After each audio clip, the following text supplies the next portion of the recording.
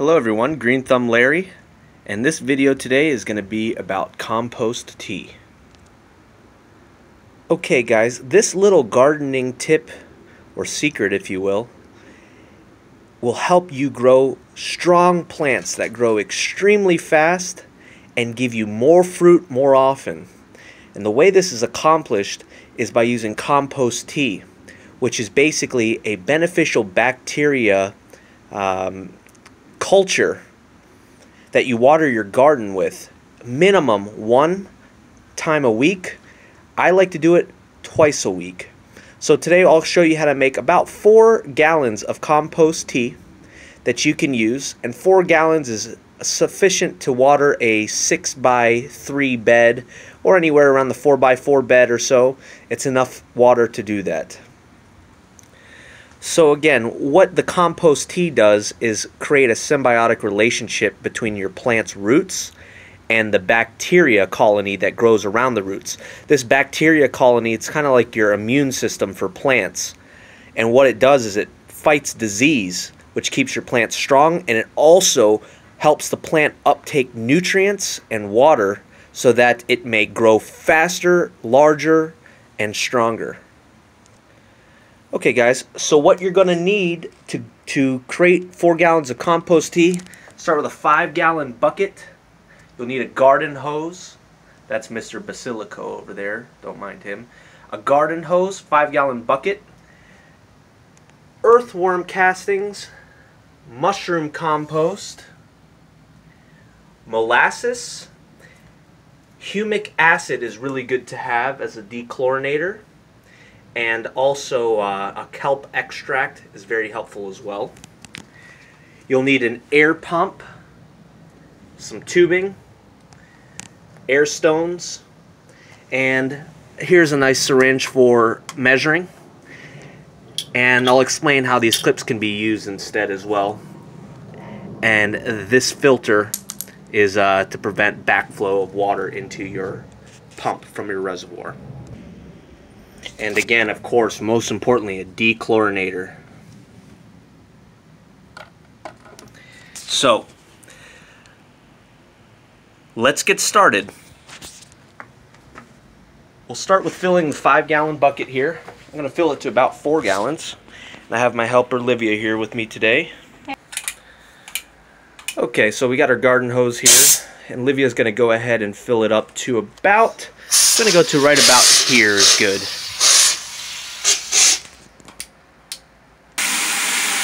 So we have the setting on the misting because this will help promote the evaporation of chlorine that's already in the water. We're running on city water, so city water has chlorine and chloramine already in its water. And that's used to keep you safe. You definitely need chlorine and chloramine in your water so that harmful bacteria doesn't make you sick. So we got to remove that because that chlorine and chloramine is not good for your plant's roots and the bacteria that grow around the roots.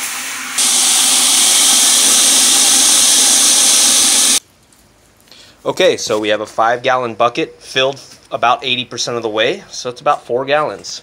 So I'm going to dumb it down for you guys to explain what we're doing here.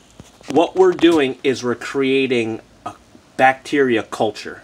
Okay, the bacteria is going to come from the mushroom compost and the earthworm casting. Well, just think of that bacteria as a colony of let's just use people as an example. Those people are going to need food. So for the food that they're going to need, we're going to go ahead and use this, which is molasses. It's sugar. And also this, which is humic acid, molasses, kelp extract, yucca extract, soy protein, and aloe extract. So just more food for the bacteria colony. Well, the bacteria colony is not going to live in this poisonous environment which is created by the city. Or if you're on well water, you won't really have this problem. But it's toxic to the colony because of the chlorine and chloramine. So the first thing we're going to do is let's go ahead and remove the chlorine and chloramine. We're actually not removing it. We're just adding this chemical to bond to the chlorine and chloramine so that the molecule is contracted and cannot attack the colony of bacteria. So we'll start with that. We're going to add the proper amount of water conditioner of the chloramine and chloramine remover right into this bucket. That will neutralize the environment for the colony, and that's the first step. Okay, so 4 gallons calls for about 3 milliliters of dechlorinator, so we're going to go ahead and add that in.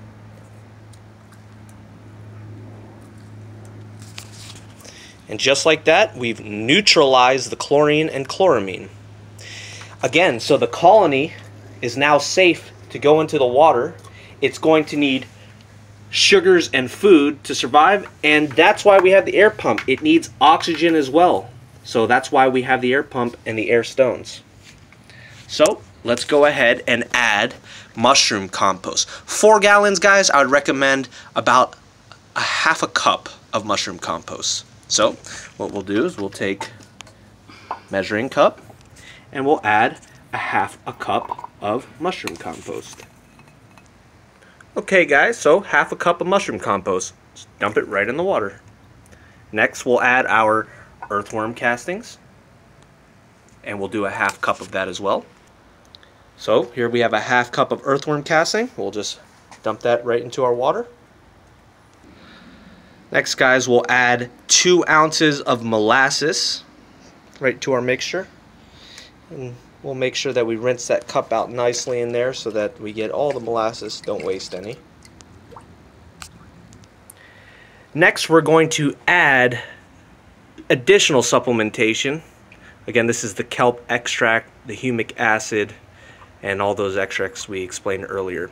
So if you're a bodybuilder, this is your protein supplementation, this is your creatine, your multivitamins, just extra plant food. We'll go ahead and add that. Next, guys, all we need to do is stir it. You want to get it nice and stirred up, and it's not going to dissolve, but you just want to get it nice and mixed, okay? There we go, nice and mixed. Look at that tea. Okay guys, now that we have our compost tea, we need to go ahead and oxygenate our colony. We'll do so by taking this air pump, cutting the tubing to the proper lengths, attaching the air stones and the backflow filters, and just plugging it in and dropping the air stones right on in the bucket. And I'll go ahead and do that now. Okay, so there you have it. Here's our pump. We have our tubing, our backflow filters in line with more tubing, straight to our air stone. So all you do is plug it in to some power. We'll put our pump on full blast. And we'll drop these straight in. Now, the last thing and most important thing you need to know is this tea takes 24 hours minimum to brew, and there is a 12-hour window where this compost tea becomes most effective. So you want to brew for 24 hours, and after 24 hours go ahead and water it in your garden. They say that from 24 to the 36-hour window from when you first start brewing is when the bacteria is at its peak. So after 24 hours, you just water it directly into your plants, and I guarantee very much success by using this in your garden beds at least once a week, and if you have the time, do it twice a week. Another important tip to know is this water cannot be in direct sunlight. If it's too hot and your water gets above 80 degrees, the water does not hold the oxygen that is needed for the beneficial bacteria. So you really want your water temperature to target right around 75 degrees. And lastly, you can do so by the ambient air temperature. If it's 85 degrees or however many degrees it may be outside, just subtract 10 degrees, and that's typically how cold or hot the water will be. So that's it, guys. Thank you guys so much for tuning into this video about making compost tea. I hope you guys enjoyed watching. And let's go ahead and water Mr. Basilico with some compost tea. There you go. He'll be very, very happy. So, if you have any questions, feel free to comment. And please, please show your support by subscribing to our channel. And as always, happy gardening.